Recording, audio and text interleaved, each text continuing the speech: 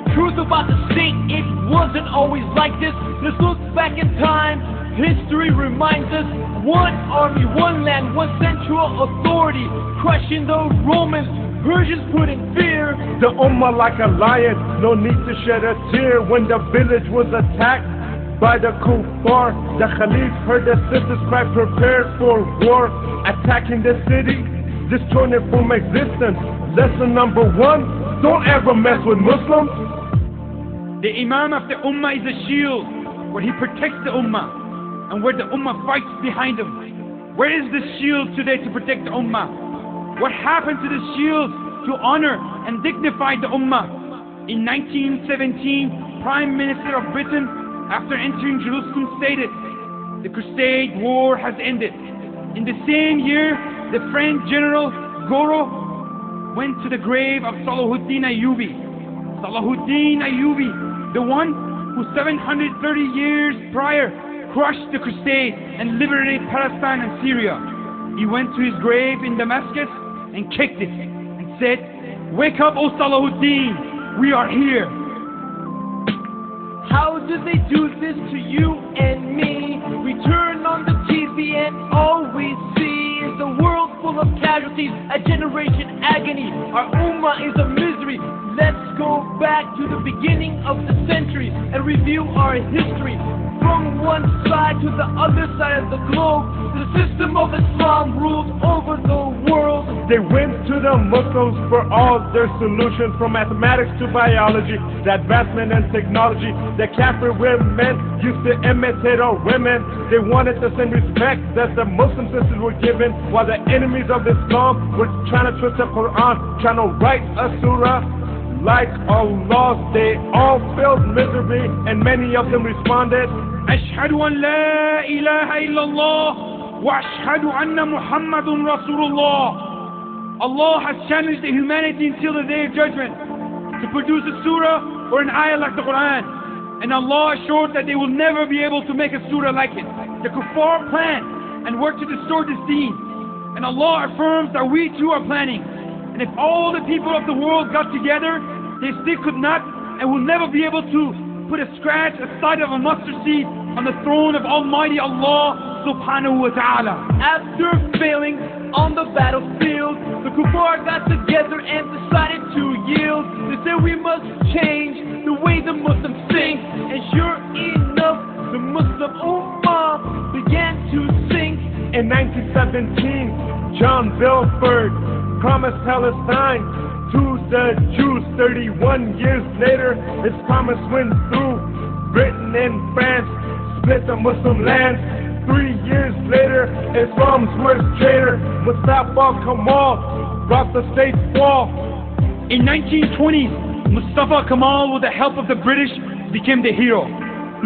Well, this so-called hero cancelled the authority of the most powerful system for the human beings, the Khilafah. He abandoned all rulings of Allah. He did not stop there.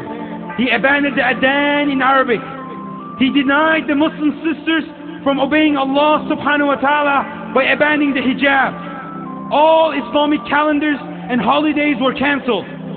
Yes, brothers and sisters, he changed the Arabic alphabet to Latin. By doing so, he made sure the next generation will be lost and have no connection to their Islamic roots, as they cannot read or write all the Islamic culture that was recorded.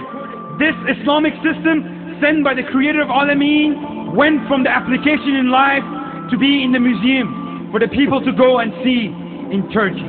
In 1924, our state was demolished. 100 years of planning and their plans were accomplished. Kafirs broke our bondage, contaminated our knowledge.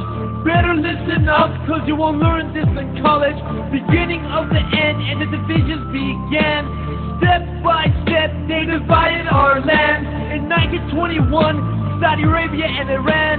Next year, Egypt, and in 32, Iraq.